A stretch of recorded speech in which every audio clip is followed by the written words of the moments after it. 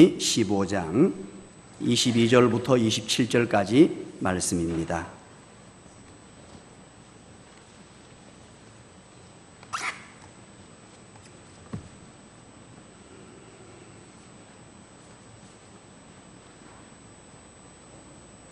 출애굽기 15장 22절부터 27절까지 우리 나누어서 읽습니다. 27절은 다 같이 봅니다. 모세가 홍해에서 이스라엘을 인도하며 그들이 나와서 수르 광야로 들어가서 거기서 사흘 길을 걸었으나 물을 얻지 못하고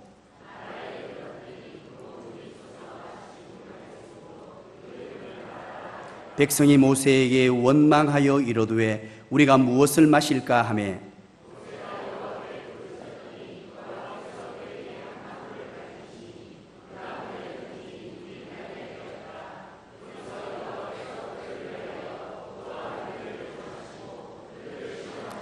이르시되 너희가 너희 하나님 나 여호와의 말을 들어 순종하고 내가 보기에 의를 행하며 내 계명에 귀를 기울이며 내 모든 규례를 지키면 내가 애굽 사람에게 내린 모든 질병 중 하나도 너희에게 내리지 아니하리니 나는 너희를 치료하는 여호와임이라. 그들이 엘림에 이르니 거기에 물샘 12과 종려나무 70그루가 있는지라. 거기서 그들이 그 물 곁에 장막을 치니라. 아멘. 우리 앞뒤 사람 또 옆에 있는 분 인사합니다. 미모를 올림픽 메달을 준다면 당신의 미모는 금메달감입니다.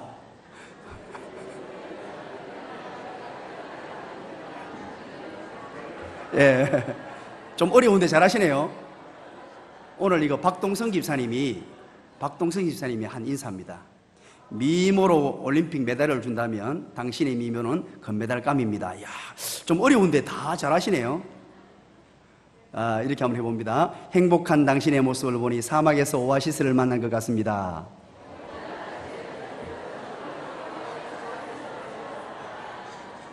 예, 감사합니다. 이 오후 예배에 나오신 모든 분들에게 하나님의 은혜와 복이 충만하게 임하길 간절히 축원드립니다. 감사합니다. 지금 현재 2016년 브라질 리오에서 올림픽이 그렇게 진행되는 중에 있습니다.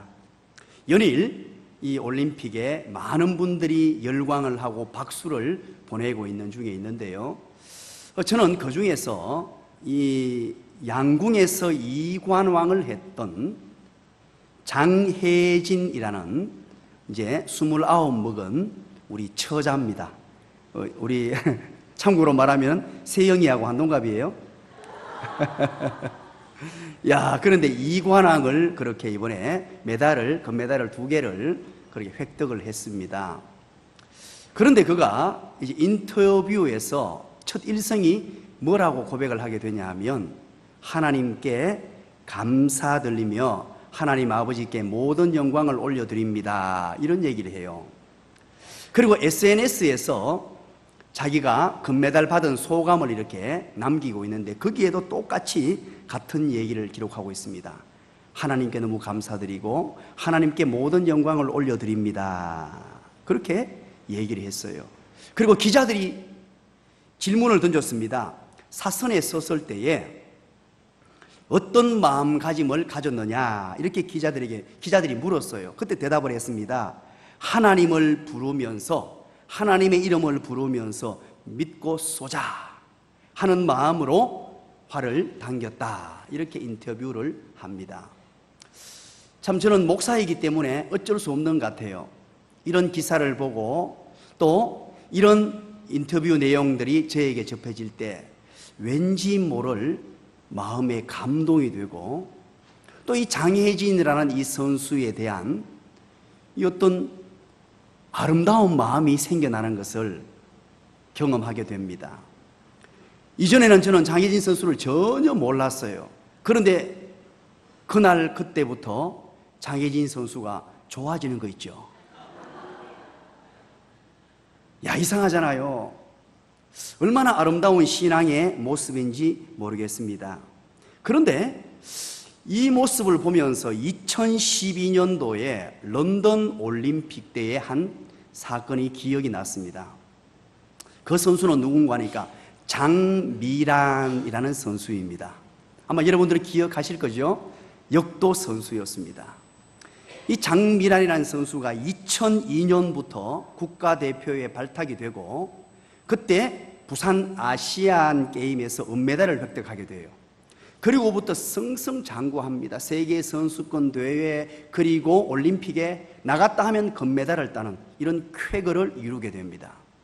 그때마다 어김없이 그에게 터져나왔던 이야기가 있습니다. 하나님께 감사를 드렸고 그리고 그 자리에 앉아서 무릎을 꿇은 채로 두 손을 모으고 하나님께 기도하는 모습이었습니다. 그런데 2012년 런던 올림픽에서는 메달 획득에 실패하게 됩니다. 많은 사람들이 기대했습니다. 이번에도 우리 장미란 선수가 메달을 딸 것이다 라고 기대에 찬 모습으로 각 방송 3사가 다 중계를 했습니다. 그런데 메달 획득에 실패했습니다. 그런데 그 패배한 자리에서, 실패한 그 자리에서 무릎을 꿇은 채로 눈물을 흘리면서 기도하는 모습을 목격을 하게 되었습니다. 여러분, 저는 그 순간을 지켜보면서 금메달을 땄을 때보다 패배하고 난 이후에, 실패하고 난 이후에 드리는 이 기도가 더 감동스러웠고, 나도 모르는 사이에 내 눈가에, 저의 눈가에 눈물이 맺히는 것을 경험하게 되었으며 그 순간 숭고함까지 느끼게 되는 그런 아주 소중한 시간이었습니다. 사랑하는 여러분, 우리가 어떤 삶의 한 구석에는 모든 분들이 패배를 안고 살아가고 있습니다. 여러분 한번 보십시오. 어떤 분은 건강 부분에 패배를 안고 살아가고 있고요, 어떤 분들은 자식 농사 부분에 패배를 안고 살아가고 있고, 어떤 분들은 경제적인 몰락 때문에 아파하고 있고, 명예의 손상 때문에, 사랑의 손실 때문에 모든 분들이 패배의 선잔을 지금도 안고 살아가고 있습니다. 승리했을 때 감사를 드리고, 승리했을 때 노래하고, 성공했을 때 춤을 추는 것은 누구나 할 수 있는 일일 수 있습니다. 그러나 패배한 순간, 실패한 순간, 나의 삶의 한 구석이 무너져 내리는 순간, 과연 감사의 기도를 올려드릴 수 있느냐 하는 것입니다. 우리는 출애굽기 15장을 함께 펼쳐 놓았습니다. 그리고 22장부터 27절까지를 함께 읽었습니다. 우리 출애굽기는 잘 아는 내용이죠. 오늘 이 본문도 잘 압니다만은 14장부터 너무너무 잘 아는 내용이 쭉 연결이 되어 있습니다. 여러분, 14장의 내용을 한마디로 한번 얘기해 보시죠. 단어 하나만 사용하면 됩니다. 홍으로 시작합니다. 14장의 내용이 뭡니까? 시작! 홍해, 바다를 건넌 사건입니다. 하나님의 은혜로 말미암아 홍해가 갈라지는 이런 엄청난 기적이 하나님의 백성들 앞에 펼쳐졌습니다. 이로 말로 형용할 수 없는 하나님의 은혜가 임했습니다. 이스라엘 백성들은 애굽 군대의 병거들이 바다에 빠져서 다 몰살되는 것을 보았습니다. 엄청난 애국 군대가 일시에 사라지는 것을 보았어요. 하나님이 기적을 베푸시는 모습을 보았습니다. 바다가 갈라지는 것을 보았어요. 자기들을 괴롭히는 수많은 사람들이 그 물에 수장되는 이런 엄청난 기적을 하나님의 백성들이 보았습니다. 그 모습을 보았던 하나님의 백성들과 지도자 모세는 15장 1절입니다. 무엇을 하고 있나요? 15장 1절부터 18절까지 내용인데요, 1절만 살짝 한번 볼까요? 무슨 내용으로 모세와 하나님의 백성들이 지금 무엇을 하고 있느냐? 우리 1절만 다 같이 한번 읽겠습니다. 시작! 이때에 모세와 이스라엘 자손이 이 노래로 여호와께 노래하니 일러서되 내가 여호와를 찬송하리니 그는 높고 영화로우심이요 말과 그 탄자를 바다에 던지셨음이로다. 아멘. 뭘 하고 있습니까? 찬송을 하고 있습니다. 하나님이 베푸신 은혜, 하나님이 베푸신 기적, 하나님이 베푸신 이 능력 때문에 모세와 이스라엘 백성들은 이야, 하나님께서 우리에게 이런 놀라운 은혜를 베푸셨구나, 하나님 감사합니다, 하나님 영광 거두어 주시옵소서 하면서 하나님의 백성들이 지금 축제의 찬양을 벌이고 있습니다. 그것이 1절부터 18절까지. 이것을 그래서 모세의 노래 혹은 모세의 찬양이라고 합니다. 그리고 나서 19절부터 21절까지 내용은 또 뭡니까? 바로 미리암이 그것을 이어받아 가지고 또 찬양을 하고 있습니다. 미리암이 하나님께 감사하면서 노래하고 있는 내용이 거기에 나오고 있다는 말입니다. 우리 21절만 한번 읽어볼까요? 미리암이 어떻게 화답하며 찬양하는지 21절만 다 같이 읽습니다. 시작. 미리암이 그들에게 화답하여 이르되 너희는 여호와를 찬송하라. 그는 높고 영화로우심이요 말과 그 탄자를 바다에 던지셨음이로다 하였더라. 아멘. 하나님께 찬송과 경배와 영광을 올려드리는 하나님의 백성들의 모습이 묘사되고 있습니다. 하나님이 베푸신 은혜, 하나님이 베푸신 기적, 하나님이 베푸신 이 놀라운 사랑을 기억하면서 찬송하는 것, 이것은 하나님의 백성으로서 마땅히 해야 할 바지요. 그런데 이제 이것은 당연한 바인데, 그리고 나서 그 이후에 어떤 일이 발생하는가 하는 것이 오늘 본문의 내용입니다. 우리 22절을 다 같이 한번 읽겠습니다. 22절 오늘 본문의 시작입니다. 시작. 모세가 홍해에서 이스라엘을 인도하며 그들이 나와서 수르 광야로 들어가서 거기서 사흘길을 걸었으나 물을 얻지 못하고. 아멘. 모세가 하나님의 명령을 따라 홍해에서 이제 이스라엘을 인도해 가는데요, 하나님의 백성들을 인도해 가는데 어디로 인도해 갔다고요? 어디로? 광야인데 무슨 광야? 수르 광야. 광야로 하나님의 백성들을 인도해 갔습니다. 여러분, 광야는 어떤 곳입니까? 물이 없는 곳이지요. 사막이지요. 어려움이지요. 오늘 우리 김 집사님 기도하시면서 이 광야란 단어를 많이 사용하셨어요. 그 의미가 뭐죠? 힘든다, 고통스럽다, 역경과 고난이 있다, 굴곡 많은 삶이다, 이런 의미 아닙니까? 우리가 잘 알죠. 그런데 하나님께서 이 홍해의 기적을 경험하게 하시고 난 이후에 모세를 통하여 그 백성들을 광야로 그렇게 가도록 만들었다는 것이요. 광야로 갔는데 그 뒤에 재미있는 표현이 있습니다. 사흘 길을 걸었으나 무엇을 얻지 못했다고요? 물을 얻지 못했다는 것입니다. 야, 이게 목이 말라보지 않은 사람은 이 물의 소중함을 잘 모를 수 있습니다. 물이 얼마나 중요한지 모릅니다. 물은 곧 사람의 생명입니다. 물이 없으면 죽어요. 우리 청년들, 우리 몸의 몇 프로가 물이죠? 몇 프로? 이야, 청년들 똑똑합니다. 이거 사전에 계획된 것도 아닌데 물으니까 다 대답이 막 나옵니다. 어린 아이일수록, 나이가 젊고 어릴수록 우리 몸에 물의 양이 많다라고 합니다. 이제 점점 연세가 들어가면 들어갈수록 물의 양이 줄어든대요. 그러면 몸이 급격하게 노쇠하고 늙게 되고 물의 양이 줄어들면서 건강에 심각한 문제가 생긴다고 합니다. 제가 지난번에 우리에게 소중한 세 가지를 얘기했죠.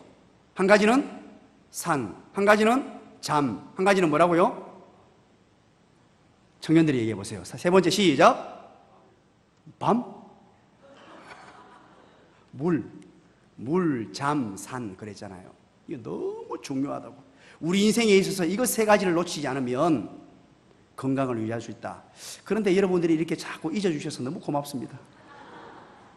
안 그러면 제가 또 이거 했던 말도 못할 텐데 늘 망각의 은사를 하나님이 허락하셔가지고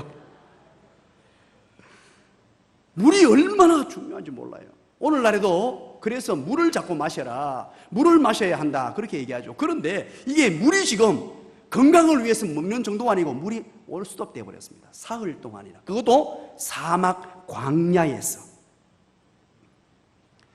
목이 마를 때 잠시만 물을 먹지 않아도 우리는 그 물 때문에 숨을 헐떡일 수밖에 없어요. 그런데 사흘길 동안 물을 얻지 못했습니다. 23절 보시죠. 그 이후에 23절에 뭐라고 합니까? 마라라는 곳에 이르렀다라고 기록합니다. 마라에 이르렀더니 그곳에 물이 있는데, 물을 만났어요. 그곳에 물이 있는데 물이 섰어. 쓴 물을 만났다는 것입니다. 서서 마시지 못함으로 그 이름을 뭐라고? 지명을 지켜봤다고요? 말하라고 하였더라라고 합니다. 오늘날 이것은 바로 아인하와라라는 곳으로 추정이 되는데요, 이때 당시에도 이 당시 물이 악취가 나고 선물 정도가 아니고요, 먹으면 배탈이 나고 구토하고 뭐 이랬다는 기록이 남겨져 있다 그래요. 그래서 물 중에서도 이거는 근처에 가지도 못할 물이었습니다. 하나님께서 인도하셨는데 광야 생활 가운데 사흘길을 걸으면서 목이 말라 너무너무 힘든 하나님의 백성들에게 인도된 곳이 바로 썬 물, 마시지도 못할 물 있는 곳으로 인도하게 되었더라는 것입니다. 요 근래에 와서 굉장히 덥죠. 세미나를 마치고 지난 금요일 날 이제 대구에 도착을 했습니다. 저녁에 도착을 해서 이제 집에 들어가니까 아파트가 보일러를 안 뗐는데 바닥이 또 더워한 거예요. 야, 이거 날씨가 너무 더워서 온도를 보니까 33도를 그렇게 가리키고 있더라고요. 그래서 오늘은 안 되겠다, 이제 에어컨을 한번 틀자. 이제 대구 이사 오고 2년 만에 에어컨을 처음 틀었어요. 이제 에어컨 뚜껑을 열고 에어컨을 이제 기대하면서요, 야, 에어컨을 틀었으니까 이제 시원한 바람이 나오겠지, 이제 그러면서 기대가 가득한 마음으로 에어컨을 딱 눌렀어요. 눌러가 바람이 슉 나오기 시작하는데요, 1시간 기다려도 따뜻한 바람이 나오는 거예요. 이게 안 틀다가 그냥 내버려 놓으니까 아마 가스가 다 이렇게 소진된 것 같아요. 차라리 에어컨 없이 살았으면 더 좋았을 것을, 있는데 이제 시원한 바람 쐬겠다고 준비를 단단히 하고 에어컨 바람 앞에 서가지고 틀었는데 안 나오니까요, 이게 더 후덥지근하고 더 짜증나고 화가 나기 시작하는 거예요. 그래서 에어컨을 그 순간 꺼버리고 없는 셈 쳤습니다. 빨리 생각을 전환해야 되거든요. 에어컨 바람이 왜 이러냐 그러고 짜증 부리기 시작하면 누구만 손해? 니만 손해. 에어컨 작은 것 하나도 우리가 마음이 그렇더라는 거예요. 그런데 여러분, 이 생사의 기로에 서 있습니다. 물이 없어가지고 죽을 지경인데 물을 만났어요. 물을 만나가지고 이제 살았구나라고 고함을 지르면서 물이다 라고 외쳤을 거 아닙니까? 드디어 물을 만났다라고 사흘 만에 뛰쳐 들어갔는데 먹지도 못할 물인 거예요. 얼마나 마음이 상했겠습니까? 얼마나 마음이 아팠겠습니까? 그런데 하나님께서 왜 이런 일을 허락하셨냐는 거예요. 여러분 생각해 보셨습니까? 왜 갑자기 홍해의 기적을 경험하고 춤추며 갈 때 광야로 인도하지 말고 곧바로 가나안 땅으로 인도해 버리면 될 텐데, 또 인도하더라도 좀 오아시스가 흐르는, 물이 콸콸콸 흐르는 곳으로 인도하시지 왜 이곳으로 하나님이 인도했을까? 여러분, 이유가 뭐라고 생각하십니까? 하나님께서 왜 하필이면 광야길로 내모셔서 고통 속에 거하게 하고, 그것뿐만 아니고 마라의 선물까지 주느냐? 이유가 뭐냐? 본문을 한번 볼까요? 하나님께서 왜 이렇게 했는지 우리 24절은 살짝 넘어가고 25절 제일 끝에만 먼저 한번 읽어볼게요. 제일 끝에 그 이유부터 한번 살펴보겠습니다. 제일 끝에 그들을 뭐 하실세? 요거 때문입니다. 그들이란 말은 하나님의 택한 백성들입니다. 하나님의 백성들을 지금 시험하고 있다라는 겁니다. 지난번에 우리 여호와 이레를 하면서 우리 서두에 시험의 종류가 성경에는 3가지로 등장한다고 말씀을 드렸죠. 자, 우리 청년들 한번 얘기해 봅니다. 자, 누가 한번 얘기해 볼까? 우리 잘생긴 우리 종인이가 한번 얘기해 볼까? 첫 번째 한 가지가 뭐가 있다 그랬죠? 테스트. 좋습니다. 훌륭합니다. 두 번째 템테이션. 이야. 세 번째 세 번째는 잘 모르는 건데 여러분 좀 도와주세요. 시작. 트라이얼. 역시 3가지가 우리말로 번역이 되어 나옵니다. 우리가 잘 알다시피 이 야고보서 1장에 나오는 하나님께서 우리를 시험하시지 않는다라고 할 때는 이 유혹입니다. 템테이션. 하나님이 우리를 유혹해가지고 죄의 길로 집어넣지 않는다 할 때 사용되는 단어입니다. 그리고 또 한 가지는 신명기에 나오는 트라이얼, 시련입니다. 고통 속에 광야로 내몰아서 우리를 시련하고 어려움을 줘가지고 믿음의 날개를 키우시는, 그리고 오늘 본문과 창세기에서도 동일하게 22장에 등장하는 내용이 바로 테스트입니다. 시험 친다. 애들 시험 친다라고 할 때 너희들의 믿음이 어떠한가 보자라고 시험한다는 거예요. 오늘 이 본문도 하나님께서 하나님의 택한 백성들을 지금 시험하고 있다 하는 것입니다. 너희들이 홍해를 건넜지, 하나님의 기적을 보았지, 하나님의 능력을 보았지, 그러면 이제 한번 보자. 이제 너희들의 수준이 어느 정도 되는지 한번 시험을 쳐보자. 이제 1학년을 마쳤으니까 1학년 학기말고사를 한번 쳐보자. 1학년의 수준에 맞는 합격이 나오는지 한번 테스트 해보자. 우리의 신앙의 과정은요, 늘 이렇게 흘러갑니다. 적정하게 하나님께서 고난도 주시고 연단도 주셔서 어느 과정을 겪게 하시고 난 이후에 늘 테스트를 해봐요. 이 목사 테스트 한번 해보자라고 하는 것을 저는 종종 느낍니다. 하나님께서 오늘도 나를 테스트하고 계시는구나. 나에게 은혜 주시려고, 합격의 영광을 주시려고 테스트하고 계시는구나. 그런데 이 백성들이 이 테스트에 통과했나요? 통과하지 못했나요? 통과했습니까? 24절 한번 보죠. 24절 우리 한번 읽어볼까요? 24절을 시작. 백성이 모세에게 원망하여 이르되 우리가 무엇을 마실까 하매, 백성들이 원망하기 시작합니다. 원망을 쏟아냅니다. 홍해의 기적을 경험한 지 며칠 지났습니까? 홍해의 기적을 경험한 지 며칠 지났습니까? 사흘이 지났습니다. 사흘 같으면 금방이죠. 그렇게 찬송을 불렀습니다. 하나님 고맙습니다. 하나님께 영광을 올려드렸습니다. 모세와 미리암까지 온 백성들이 하나님을 찬송했어요. 하나님을 노래했습니다. 하나님이 베푸신 기적을 노래했습니다. 그런데 물론 물이 없는 게 보통 상황은 아닙니다. 그 3일간의 어려움 때문에 백성들이 그만 원망을 쏟아내고 있습니다. 이 원망이라는 것은 히브리어로 고집세다, 중얼거리다, 밤새워 머물다 등을 의미를 지닌 단어를 사용하고 있습니다. 이 말은 밤이 새도록 원망을 했다라는 의미를 부여하기 위해서 아마 이 단어가 사용된 것으로 보입니다. 지도자를 향해서 그냥 원망을 막 쏟아내고 있습니다. 우리를 왜 여기로 끌고 왔느냐? 이전에 베풀었던 그 은혜와 이전에 베풀었던 그 능력, 이전에 베풀어 주셨던 그 놀라운 하나님의 기적은 어디로 간지 사라져버리고, 이게 우리의 모습은 아닌가. 그런데 우리가 한번 깊이 한번 생각해 보지요. 원망할 이유가 있습니까? 있습니까? 분명히 원망할 이유가 있죠. 한번 가만히 본문을 들여다보시면서 생각해보면 원망할 이유가 분명히 있습니다. 불평할 이유가 분명히 있습니다. 왜 하필이면 하나님께서 기적을 베풀어 주신 그 하나님께서 왜 광야로 내모셨냐는 거예요. 능력 있는 하나님, 천지만물을 창조하신 하나님, 권능이 많으신 하나님께서 왜 광야로 내모시고, 이왕 물 주실 거 달고 맛있는 물 주시지, 하나님께서 하신다면 꿀맛 나는 물도 주실 수 있잖아요. 그런데 왜 하필이면, 하나님이 하실 수 있다면 요즘 건강에 좋은 알칼리수를 그냥 콸콸콸콸 막 쏟아지게 하실 수도 있는 분인데, 생각해보면요, 왜 하나님께서 이렇게 하셨냐는 거예요. 오늘날 우리도 마찬가지입니다.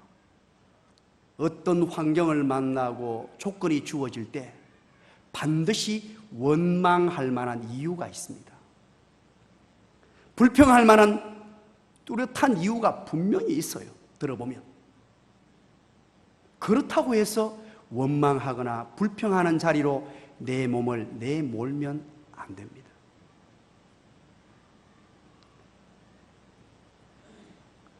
신앙생활에 있어서 정말로 여러분 중요한 게 뭔 줄 아십니까? 불평하고 원망하고 살아갈 때 가장 먼저 죽는 게 누구냐 하니까 나 자신이에요. 그건 틀림없습니다. 나 자신을 가장 먼저 피폐하게 만들고 내 영혼을 죽게 만들고 그리고 내 가족을 죽게 만들고 내 자녀를 죽게 만들고 그리고 누구에게로 넘어가느냐? 원망의 대상자도 또한 함께 무너지게 돼요. 그리고 그것이 주변으로 번져나가게 됩니다. 함께 무너지게 돼요.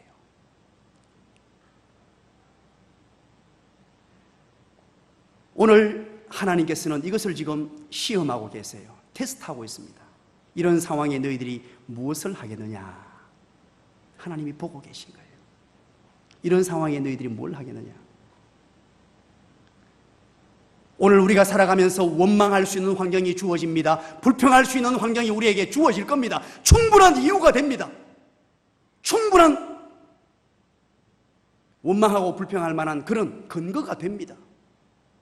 그렇다고 하더라도 하나님의 택한 백성들은 원망의 자리에서 벌떡 일어나게 되시기를 간절히 축원합니다. 그게 내가 사는 비결입니다. 제가 여러분들에게 말씀드린 적이 있죠. 부산의 베델교회 부임해서 갔더니만 교인들이 불평, 불만, 원망을 그냥 막 쏟아내요. 이게 습관이 되어 있어요. 자기도 모르는 사이에 사람을 만나면 다른 사람에 대한 불평을 쏟아내는 것이 이게 뭐 상식이 되어 있고요. 목사를 만나가지고 다른 사람 욕하는 게 누구는 어떻고 누구는 어떻고 막 얘기하는 게 그 너무 자연스러운 분위기가 되어 있었어요. 그러면 망하는 거예요. 망합니다. 그래서 제가 공개적으로 이제 훈련을 했습니다. 하나님의 말씀을 딱 놓고 훈련을 했어요. 훈련 진행하면서 그리고 교육이 시작되었습니다. 혹시 누가 불평하거나 원망하거나 또 부정적인 얘기를 하면 내가 나이가 작은 사람 같으면 나이가 작은 사람이 나이가 많은 사람이 나한테 와서 그런 얘기 하면은 귀를 틀어 막으라 그랬어요. 이렇게. 그러면 알잖아요. 갑자기 귀를 왜 틀어 막지? 그리고 귀를 틀어 막고 한 3초에서 5초 딱 기다린 후에 3초, 5초 굉장히 깁니다. 안 보세요? 1초, 2초, 3초, 4초, 5초 얼마나 깁니까? 딱 그러고 손을 놓고는 죄송합니다. 제가 급한 일이 있어서 바쁜 일이 있어서 지금 가봐야 됩니다라고 나가라 그랬어요. 대화하지 말라고 교육했습니다. 그리고 불평 원망하는 사람이 젊은 사람이 나보다 어린 사람이거나 젊은 사람이 그럴 때는 그 자리에서 활짝 웃으면서 그만하세요. 우리 목사님 그런 분 아니에요. 우리 교회 그런 교회 아닙니다. 그만하세요. 그 자리에서 딱 중지하도록 교육을 해놨습니다. 그리고는 싹 사라져버렸어요. 그리고 교회가 부흥이 되기 시작했어요. 이런 놀라운 얘기를 하는데도 여러분 감동이 별로 없네요. 여러분이 사는 비결이에요. 이게 별것 아닌 것 같죠? 여러분 아이들이 그 불평하는 소리를 다 듣고 자라고 있어요. 여러분이 그 한마디 때문에 아이들의 영혼이 다 죽어가요. 남편의 영혼이 죽고 아내의 영혼이 다 죽어요. 그 불평 소리에. 불평으로 끝나는 것이 아니라 그것이 바로 하나님에 대한 불신앙으로 연결되는 게 이 무시무시한 독소가 거기에 숨어 있어요. 여러분 명심하십시오. 우리 교회 그런 교회 아닙니다. 우리 교회 교육자들 그런 교육자들 아니에요. 아멘도 안 하고 감동도 없고 진짜입니다. 여러분 한번 지켜보세요. 절대 이 부정적인 얘기, 원망하는 소리로 이 테스트에 여러분이 넘어지면 안 돼요. 22절부터 24절까지 내용이 이렇게 쭉 전개가 되었습니다. 백성들의 원망이 쏟아졌어요. 테스트에 실패했죠. 그런데 이 백성들과 지도자였던 모세가 어떻게 다른가 하는 것입니다. 모세의 내용을 한번 보죠. 모세. 그게 바로 25절인데요. 24절 백성들의 반응과 25절 첫 부분만 모세와 비교하면서 한번 읽어보겠습니다. 24절과 첫 부분 25절까지 시작. 백성이 모세에게 원망하여 이르되 우리가 무엇을 마실까 하며 모세가 여호와께 부르짖었더니 아멘. 역시 지도자는 다릅니다. 하나님께서 훈련시킨 지도자, 하나님께서 철저하게 훈련시키셔서 지도자로 삼았던 이 모세, 그는 이 상황 가운데서 하나님께 부르짖고 있습니다. 지도자 때문에 백성들이 살았어요. 백성들은 지금 테스트에 실패했습니다. 원망하고 벌써 시험에 낙방해 버렸어요. 그런데 이 순간 지도자가 하나님 앞에 부르짖습니다. 이 모세 한 사람 때문에 이 백성들이 지금 살아나기 시작해요. 이야, 재밌지 않습니까? 그래서 우리는 어떤 상황이 연출되고 어떤 어려움을 만나게 되고 어떤 불평의 요인들이 우리 앞에 딱 다가올 때, 그것도 정확한 핑계거리가 되고 그럴 할 만한 이유가 딱 생겨날 때 여러분이 빠르게 인지하십시오. 하나님이 나를 테스트하고 계신다. 사랑하는 구야, 네가 이만한 것도 소화할 수 있나 보자. 네 믿음이 어느 정도인지 보자. 종이나 이제 한번 볼까? 장가 가겠나 한번 볼까? 테스트를 하는 거예요. 이것도 내가 이겨낼 수 있겠느냐? 장재영, 네가 이겨낼 수 있겠느냐? 하나님께서 어떤 환경, 어떤 조건 속에서도 여러분 스스로가 하나님 앞에서 제대로 서 있고 어떤 원망거리, 불평거리가 여러분을 환경을 감싸할지라도 거기에서 여러분 승리하시길 간절히 축원합니다. 신앙생활이 얼마나 중요한 요소인지 몰라요. 오늘 이거 여러분요, 설교 들은 분들 오늘 이 큰 복 받은 거 옆에 사람에게 한번 얘기해 주시기 바랍니다. 오늘 당신 수지 맞았습니다.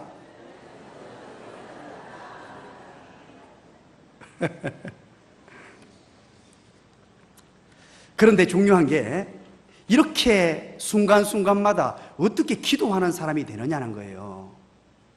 우리는 보통 이런 상황이 되면 원망하기 좋아하고 불평하기 좋아하고 기도하는 게 쉽지 않잖아요. 이게 어렵습니다. 이게 잘 안 돼요. 그래서 우리는 훈련하는 거예요. 훈련. 이 광야의 과정이 바로 훈련의 과정입니다. 하나님의 백성들을 그런 사람으로 만들기 위해서 모세를 먼저 훈련시킨 거예요. 이집트의 왕궁에서, 그리고 미디안 광야에서 모세를 먼저 훈련시키신 하나님, 그것도 80년 동안 훈련시키신 하나님. 우리도 마찬가지입니다. 이런 기도의 사람이 되기 위해서 우리가 훈련이 필요해요. 특별히 많은 훈련들 가운데 기도 훈련을 해야 합니다. 믿음이 좋아졌다, 뭐 신앙생활 잘한다, 나는 열심히 주일 참석했다, 그런다고 해서 기도대의 사람 되는 거 아니에요. 여러분 속으시면 안 됩니다. 저는 이거 너무너무 잘 알아요. 제가 탁구 얘기를 자주 하는데요, 탁구 하나를 쳐도, 운동을 하나를 해도요, 연습을 안 하고 훈련을 안 하면 탁구 못 쳐요. 2.7g짜리고 조그마한 공 하나 보고 별것 아닌 거 그거 톡톡 치는데 그거 뭐 어렵겠나 싶죠. 얼마나 어려운 줄 아십니까? 오늘 신문에 보니까 서효원이라는 탁구 선수 아이가 울고 난리 났어요. 어제 싱가포르에게 져버렸어요. 8강에서 져버려가지고 인터뷰를 하면서 펑펑 울고 난리 났어요.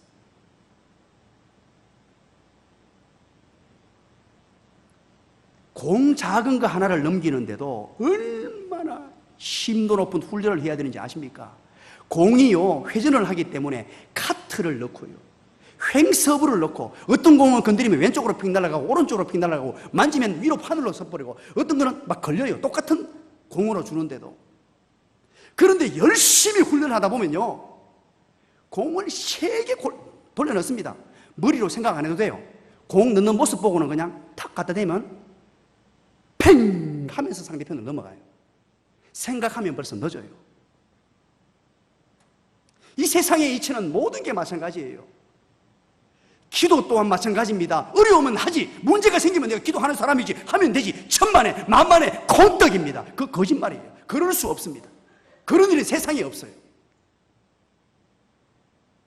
평상시에 늘 훈련하는 거예요. 전시 상황을 대비해가지고 늘 훈련하는 사람이에요. 그 훈련의 공간이 우리 교회는 새벽 기도 훈련입니다. 그리고 수요 기도의 훈련입니다. 얼마나 좋나요? 새벽에 이 도심의 산중턱 강원도 산골 같은 이곳에 예배당을 탁 세워놓고 이곳에서 여러분 아무리 고함 질러보세요. 누가 민원 제기하는 사람이 있는가? 부산에서는 조금만 고함 지르면 민원 제기하고요. 심지어 무슨 일까지 당한 줄 아십니까? 쓰레기통 갖다 교회 버프더라고요. 시끄럽다고. 그런 수모를 당해가면서까지. 그럴 일이 없잖아요. 수요 기도회는 또 얼마나 좋은지. 기도의 근육을 키울 수 있는 최고의 시간입니다. 1시간 동안 그냥 기도만 하도록. 기도를 도우려고 교육자들이 다 써서 기도의 근육을 강화시키기 위해서 안 하다가 하면요, 운동을 안 하다가 한번 해보세요. 제가 운동을 대구에 와서 안 했거든요. 그러다가 2달 전에 탁구를 시작했어요. 탁구를 시작해서 한번 레슨을 딱 받았는데 다음날 일어나니까 다리가 욱신욱신거리고 팔이 아프고 막 이 말을 안 듣는 거예요. 내가 강력한 근육 체질입니다. 그런데도 이게 안 쓰던 근육을 쓰니까 이게 막 쓰니까 이거 쓰니까 문제가 생기더라는 거예요. 전시에 나는 뭐 할 수 있다? 아닙니다. 평상시에 우리 교회 공동체에다가 여러분들을 맡기셔야 돼요. 기도하는 장소에 다 맡기셔야 돼요. 그리고 여러분들 나름대로 기도 프로그램을 정하고 목자들이 지시하는 대로 교회에서 또 하자는 대로 계속적인 기도를 해 놓으셔야 결정적인 순간에 하나님 앞에 이 테스트를 받을 때 원망이나 불평하지 않고 기도하는 사람으로 세워질 수 있습니다. 언젠가 여러분에게 한 말씀드린 적이 있는 것 같은데요. 전기기관차가 처음 만들어질 때입니다. 전기기관차가 처음 만들어질 때 수많은 사람들이 모여들었어요. 쇠붙이가 큰 게 안에 있으니까 이게 움직인다고 하니까 뭐 다른 힘이 없이 그냥 지가 간다고 하니까 수많은 사람들이 모여서 두 부류의 사람들로 나누었습니다. 첫 번째 부류의 사람들은 이랬습니다. 야, 이 기관차가 이 쇠붙이가 움직인다고 하면서 어떻게 움직일까? 기대의 참모습으로 지켜본 한 부류의 사람들이 있었어요. 야, 쇠붙이가 어떻게 움직일까? 기대의 참모습으로 보았어요. 그런데 한 부류의 사람들은 이 거대한 쇠붙이가 지 혼자 움직이려 뭘 움직여? 말도 안 되는 소리를 하고 있다고. 이런 거짓 불행에 속아 넘어간 이 사람들이 어리석은 사람들이라고 부정적인 생각을 가진 사람들이 있었습니다. 그런데 드디어 이 전기기관차가 움직였단 말이에요. 움직였을 때 첫 번째 부류의 사람들은 우와, 드디어 움직였네, 이 쇠붙이가 움직이다니 하면서 박수를 치고 환호를 했어요. 그런데 두 번째 부류의 사람들은 뭐라고 한 줄 압니까? 야, 이거 쇠붙이가 움직이긴 움직였는데 이 힘 때문에 멈추지 않을 거야.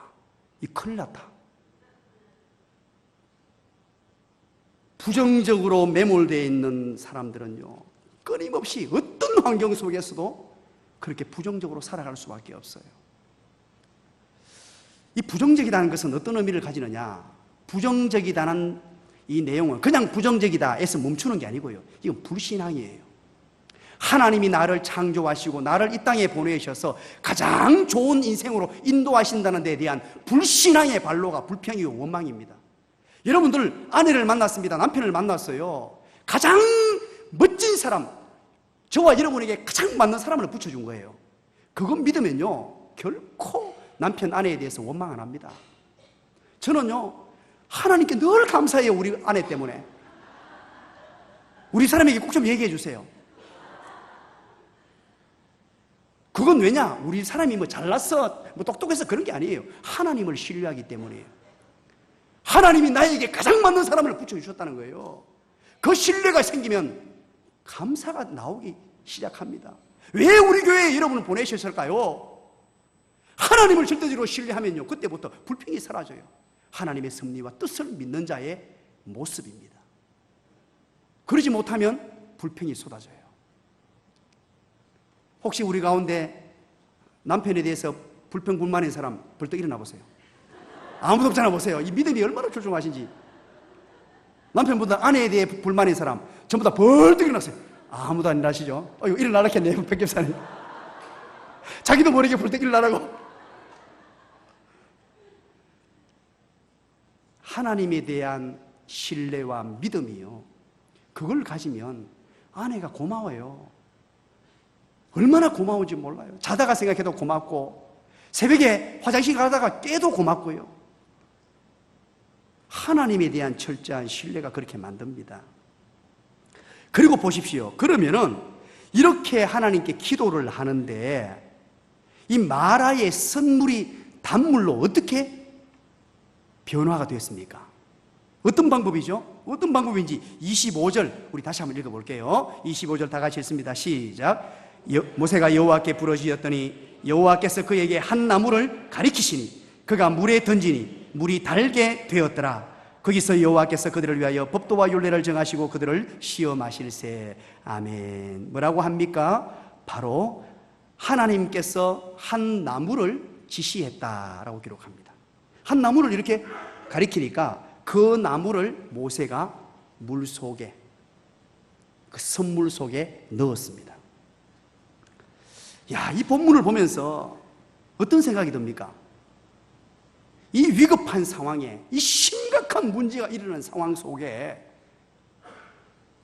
하나님께서 좀 하늘 문을 막 갈라버리고 모세가 부르짖을 때 천둥 번개가 막 치면서 하늘이 와르르 갈라지면서 그 하늘에서 막 물이 막 솟구쳐 내렸으면 좋겠는데 그런 방법을 사용 안 하시고 정말로 보잘것없어 보이는 나무 하나를 지시해가지고 나무를 물에 넣도록 만드는 너무너무 별것 아닌 것 같은 순종을 지금 요구하고 계세요. 이게 하나님의 일하시는 방법입니다.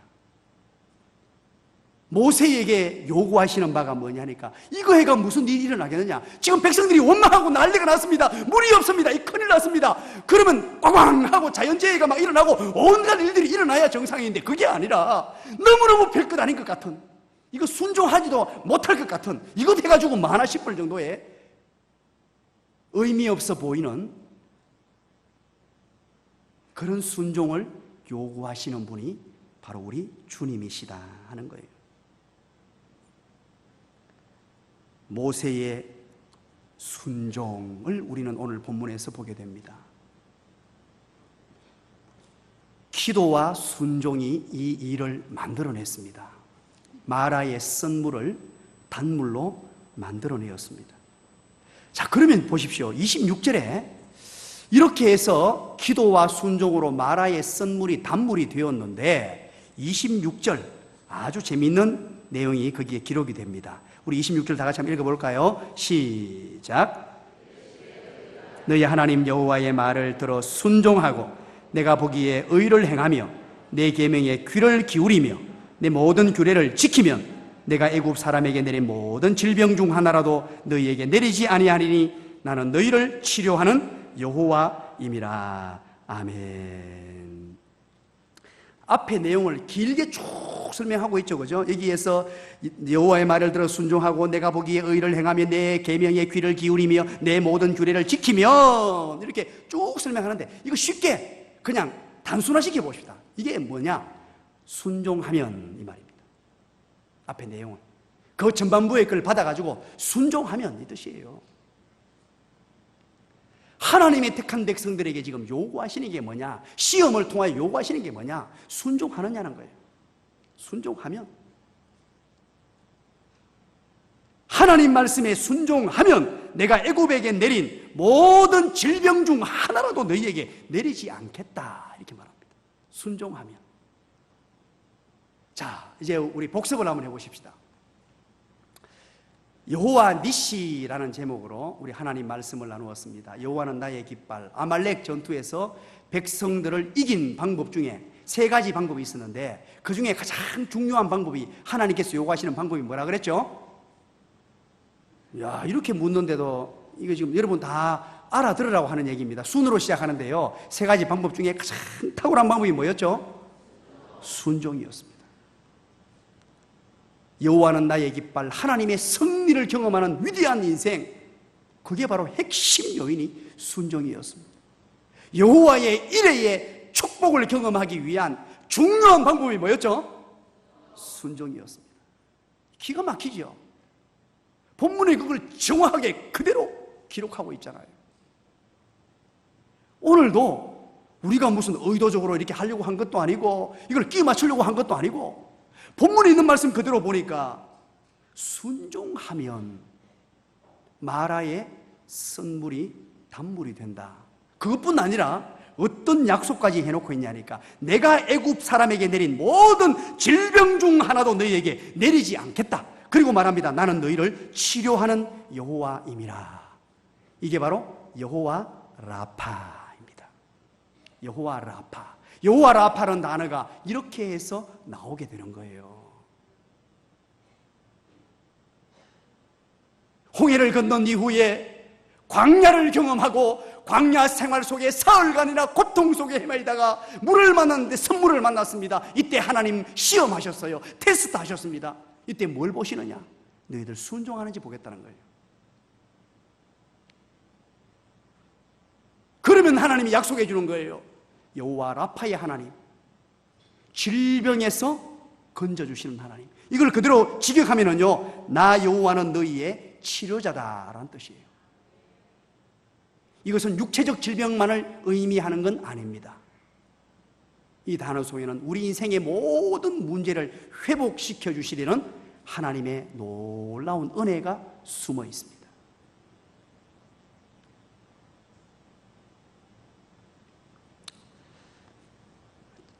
2008년입니까? 제가 오늘 목양실에서 책을 찾아가지고 책을 끄집어내서 다시 한번 그 책을 간단하게 한번 읽어봤는데요. 미친 척하고, 이건 미친 척하고는 조그만하게 글을 적어놨어요. 그리고는 이렇게 적어놨어요. 성경 말씀대로 살아본 1년이라는 책이 있습니다. 제이콥스라는 사람이 이 책을 기록을 하는데요. 이 책을 기록한 사람은 예수 믿는 사람이 아닙니다. 남성 패션 잡지 에스콰이어의 편집자입니다. 이 사람이 불신자의 입장에서 성경에 나와 있는 말씀대로 1년 동안 한번 살아보겠다고 결정을 합니다. 이 사람이. 대단하지 않습니까? 하나님 말씀에 있는 대로 내가 한번 살아보겠다고. 불신자입니다. 그래서 영어 성경 번역본을 16권을 구입합니다. 각각 다르게 번역된 영어 성경 16권을 구입하고 매일 5시간씩 성경을 읽기 시작합니다. 그리고 구약과 신약에 나와 있는 해야 될 것, 하지 말아야 될 것을 자기 나름대로 구분을 합니다. 성경을 쭉 읽다가 하라고 하는 것, 성경에서 하라고 하는 것, 성경에서 하지 말라고 하는 것, 이걸 700가지로 자기 나름대로 이렇게 분류를 합니다. 그리고 신앙적으로 살아보려고 100권의 신앙 서적도 사서 읽습니다. 대단한 사람이죠. 그러면서 가장 먼저 한 일이 뭔 줄 아십니까? 성경에 나오는 사람처럼 옷을 입자. 그리고 성경에 나오는 사람처럼 이발도 하지 말고 수염도 기르자. 그 책에 보면요, 사진을 다 찍어놨어요. 1개월, 2개월, 3개월째 수염이 이렇게 막 기르나는 모습이 쭉 사진으로 다 기록이 되어 있어요. 그러면서 나름대로 이제 살아가려고 애를 씁니다. 그리고 목자의 옷을 입고 한 손에는 십계명 돌판을 들고 한 손에는 양을 끌고 미국의 맨하탄 거리를 막 다니기 시작합니다. 그러니까 사람들이 뭐라 그럽니까? 사람들이 또라이라고 손가락질합니다. 미쳤다라고. 그런데 한번 해보겠다는 거예요. 정확하게 387일 동안 성경대로 살아갑니다. 실제적으로 자기가 정해준 성경에 있는 대로 자기 나름대로 해가지고, 그래서 11조를 내기 시작합니다. 주의를 거룩하게 지키기 시작합니다. 이러면서 여러 가지 자기가 해야 될 일들은 하나하나 하기 시작합니다. 그러면서 그가 어떤 고백을 책에 기록해놨냐니까요. 제이콥스가 변화된 자기의 모습을 기록하면서 이렇게 합니다. 내 수입의 10분의 1을 다른 사람을 위해 사용하는 법을 알게 되었고, 그리고 거짓말하지 않는 삶을 알게 되었으며 신호등을 철저하게 지켜야 되는 그런 변화를 맛보았다. 그리고 결정적으로 가장 큰 변화는 감사하는 법을 배웠다. 이런 내용을 쭉 기록을 하고 있습니다.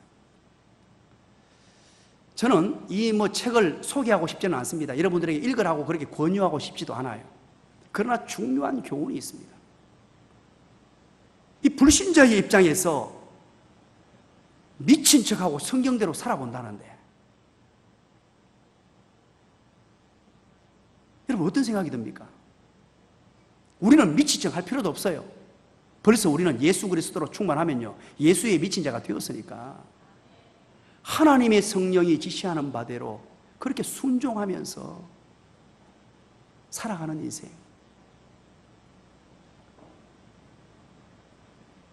그리하면 여호와 라파의 하나님께서 은혜를 주시는데 무병하게 할 것이다 약속하셨죠. 이것은 뭐냐? 무병 정도가 아니고 치료가 되고 형통하며,